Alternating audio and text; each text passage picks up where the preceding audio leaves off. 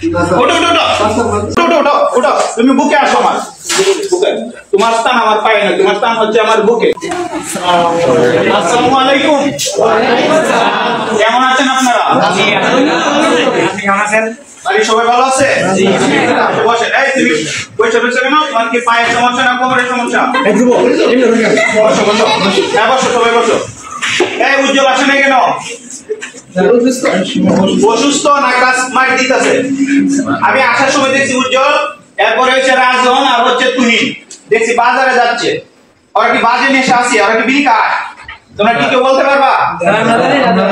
জানো না? তোমাদের মধ্যে এখানে যারা আছে এদের মধ্যে কি কেউ বিড়ি খাও? আমার তো সন্দেহ হচ্ছে এই যে টুট খালা, এই যে টুট খালা সাক্ষী কেন না বিড়ি খায়? এই যে এই আব্দুল্লাহ, তুমি কি বিড়ি খাও? তুমি বিড়ি খাও কেন? হ্যাঁ মাইদুল বিড়ি খায়? হ্যাঁ আর শোনো, যে আমরা প্রতিদিন তো ক্লাস করি, ইংরেজি ক্লাসও করি, গণিত ক্লাসও করি। আজকে একটা ব্যতিক্রম ধর্মী ক্লাস আমি করাবো। আজকে আমার জীবনে ঘটে যাওয়া এরকম একটা ঘটনা তোমাদের সামনে আমি বলতেছি, তোমরা মনোযোগ সহকারে শুনবে।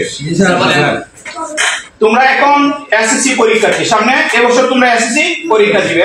ঠিক এরকম আমার একজন স্টুডেন্ট ছিল জন্টু নাম, বাড়ি তোমাদের পাশের গ্রামে, ডাউকি গ্রামে। সে সকল টিচারদের সাথে সে অন্যায় করেছিল এবং সে এই যে বিড়ির কথা বলো না, সে বিড়ি নেশাটাও তার ছিল। পরে একদিন আমার সাথে সে অন্যায় করে বসলে আমার তো মাথা বুঝতে পারে এমনিতেই চড়া থাকে, গণিত ক্লাস নিয়ে মাথা আমার চড়া থাকে। তাকে আমি কি করছিলাম, ক্লাস থেকে বের করে দিয়েছিলাম। পরে সেও রাগে কি করছিল, তার সবগুলো বই একবারে ছিঁড়ে ফেলে সে বাড়িতে চলে গেছে। এরপরে আর সে কোনোদিন স্কুলে আসে নাই। এখন কোথায় আছে তার সাথে আমার কোনো যোগাযোগ নাই। অনেকের সাথে আমি তার কথা জিজ্ঞাসা করি, কিন্তু কেউ আর সে বলতে পারে না তার কথা, মানে তাদের সাথে, তার যে বন্ধু বান্ধব ছিল তাদের সাথে তার কোনো যোগাযোগ নেই। আমি আশা করব, শোনো, সে যে অন্যায় করেছিল অনেক স্যার তাকে বদদুয়া দিয়েছে, কিন্তু তোমরা এটা মনে করো না যে স্যারেরা যদি অথবা রাগের মাথা তাকে অনেক স্টুডেন্টদেরকে বদদুয়া দেয়, বুঝছো? কিন্তু একজন টিচার কখনো সত্যিকার অর্থে তাকে মন থেকে বদদুয়া দেয় না। যদি বদদুয়া দিত, দেখবা একটা ক্লাসের মধ্যে সর্বোচ্চ গেলে 10% স্টুডেন্ট ভালো থাকে সব দিক দিয়ে, কিন্তু বাকি 90% স্টুডেন্টই কিন্তু কি দুষ্ট থাকে। আর যদি এই 90% স্টুডেন্টদেরকে যদি শিক্ষকরা বদদুয়া দিত, তাহলে কিন্তু এই পৃথিবী চলতো না, টিকে থাকতো না। তারা কিন্তু এখন যারা এই যে 90% স্টুডেন্টের মধ্যে অনেকে আছে উচ্চ পদে, তারা চাকরি করে, আর এই যে 10% এরা বিভিন্ন ঝামেলায় জড়ায় পড়ে। এর মধ্যে তোমরাও কয়েকজন আছো, ঝামেলা জড়ায় পড়ে। দেখা যায় যে এসএসসি পাস করার পরে যখন তাদের বাড়ি ছেড়ে চলে যায়, গন্ডি ফিরে যায়, যখন শহরে ভর্তি হয়, তারা কি করে, ছেলে মেয়ের একটা সম্পর্ক তৈরি হয়। এই সম্পর্কের কারণে তারাও কি করে, উচটকার পড়াশোনা আর হয়ে ওঠে না। আর যারা তাদের গন্ডি ঠিক রেখে তারা পড়াশোনা চালিয়ে যায়, তাহলে কিন্তু তারা উন্নতি করে। আমি আশা করব তোমাদের মধ্যে থেকে যে তোমরা এরকম কেউ যে স্যারদের সাথে কোনোদিন বেয়াদবি করবে না, যে স্যারদের মন খারাপ হয় এরকম তোমরা কোনো কাজ তোমরা করবে না। এমনকি শুধু স্যারদের সাথে না, যারা বড় আছে, বয়সে বড় আছে, তাদের সাথে তোমরা কোনো অন্যায় কাজ করবে না, ঠিক আছে? আর সবসময় সত্য কথা বলার চেষ্টা করবে। মনে করো তুমি একটা অন্যায় কাজ করে ফেলছো, সেই অন্যায় কাজটা যদি তুমি করে ফেলো, তাহলে পরবর্তীতে কিন্তু তুমি অনুশোচনায় ভুগবে। ঠিক ততক্ষণই যার সাথে তুমি অন্যায়টা করেছো তার কাছে যায় মাপ চাইবা। যখন তুমি তার কাছে মাপ চাও, তাহলে অবশ্যই সে মাপ করে দিবে। কে তুমি জন্টু না? জন্টু খায় দোষ কেন? দেখো একটু আগে বল আমি ঘটনা বলে, যে দেখো আমার পায়ে ধরতেছে।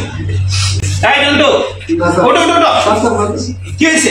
ওটো, তুমি এতদিন কোথায় ছিলে?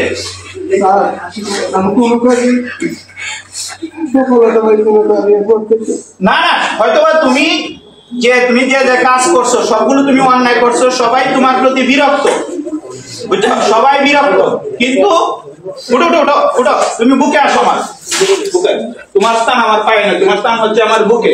শোনো, যে একজন শিক্ষার্থী যদি অন্যায় কাজ করে তাহলে কোনো টিচারে তাকে বদদোয়া দেয় না। তুমি এখন বুঝতে পারছো তুমি যে অন্যায় করছো সেটা তুমি বুঝতে পারছো, তুমি কিন্তু আমার এখানে আসছো, সে মাফ চাইতে হবে না, সারারা কিন্তু এমনিতে মাফ করে দেয়। তুমি অন্যায় করছো এই জন্য তুমি অনুশোচনায় ভুগতেছো, এই কারণে কিন্তু আসছো। আচ্ছা শোনো, আরে এনামুল স্যার ভালো আছেন আপনি? স্যার ভালো আছি। স্যার যে জন্টু সাহেব তো স্যার তার ভুল বুঝতে পারছে। আচ্ছা আচ্ছা, সেজন্য স্যার আপনাকে জানাচ্ছি সে যে ভুলটা তার সে যে বুঝতে পারছে এটাই কিন্তু অনেক কিছু। সে যে আমার কাছে আসে, আসলে একজন টিচার কিন্তু কোনো সময়ই একজন শিক্ষার্থীকে সে বলতে পারে না। আজকে দেখো এই যে কিছুক্ষণ আগে আমি আলোচনা করছি, আজকে তৎক্ষণাৎ কাকতালীয় ভাবে সে আজকে হাজির, কাকতালীয় ভাবে সে আজকে কিন্তু হাজির হয়ে গেছে। এই ঘটনা দেখছো, সে কিন্তু আজকে অনেক বছর আগে তোমাদের থেকে আরো প্রায় 10 বছরের বড়, কিন্তু সে জীবনে সফল হতে পারে নাই। শুধু সে এই যে খারাপ কাজটা করছিল সে অনুশোচনায় কিন্তু সে ভুগতেছে, আজকে কিন্তু সে আসছে। তুমি এখন কি করতেছো, কোথায় ছিলে তুমি?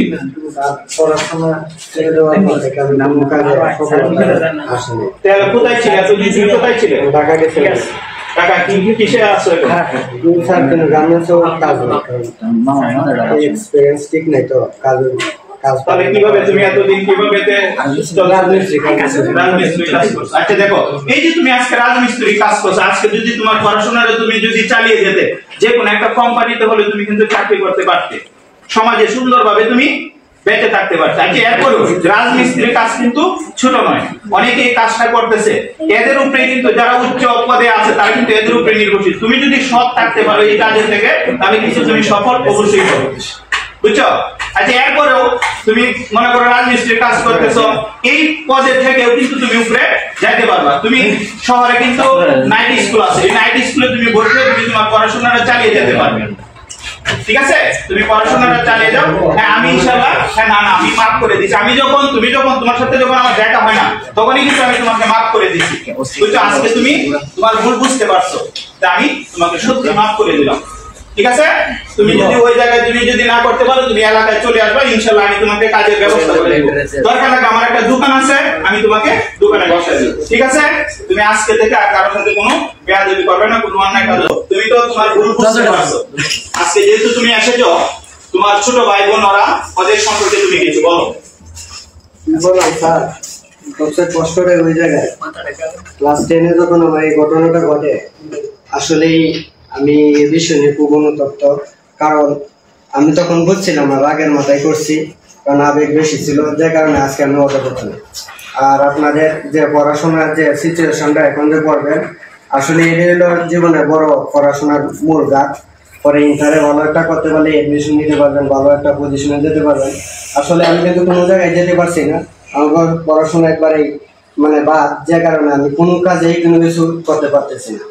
এই কামলা দিলেও ভালো শিক্ষা লাগে, গার্মেন্টসে গেলেও তো ভালো সার্টিফিকেট লাগে, সার্টিফিকেট ছাড়া কোনো কাজে হয় না। তো আমি এটাই বলতে চাইতেছি যে আমার মতো আপনারা কারো মানে কেউ এরকম কাজ করবেন না। আচ্ছা ধন্যবাদ তোমাকে। আচ্ছা শোনো, তোমাদের বলতে চাচ্ছি যে আমি তোমাদেরকে ক্লাস করাচ্ছি, রাস্তাঘাটে দেখবা মেয়েদেরকে অনেকে উত্তপ্ত করে। এই যে আজকে তোমরা এখানে বসে আছো, তোমরা এই যে মেয়েদেরকে তোমরা তোমাদের বোন হিসেবে দেখবা। তোমার নিজের যে আপন বোন আছে, তোমার আপন বোনকে যদি কেউ যদি পথে ঘাটে যদি বিরক্ত করে তাহলে তুমি কি তার দিকে তুমি সামনে এগিয়ে যাবে না? ঠিক তাদেরকেও তুমি কি করবা, তোমার বোন হিসেবে তাদেরকে যদি কেউ রাস্তাঘাটে যদি আটকায়, যদি পথ আটকে দাঁড়ায়, তাহলে তোমরা কি করবা, তাকে আগে বোঝানোর চেষ্টা করবা, তাকে বুঝাইবা, বুঝছো?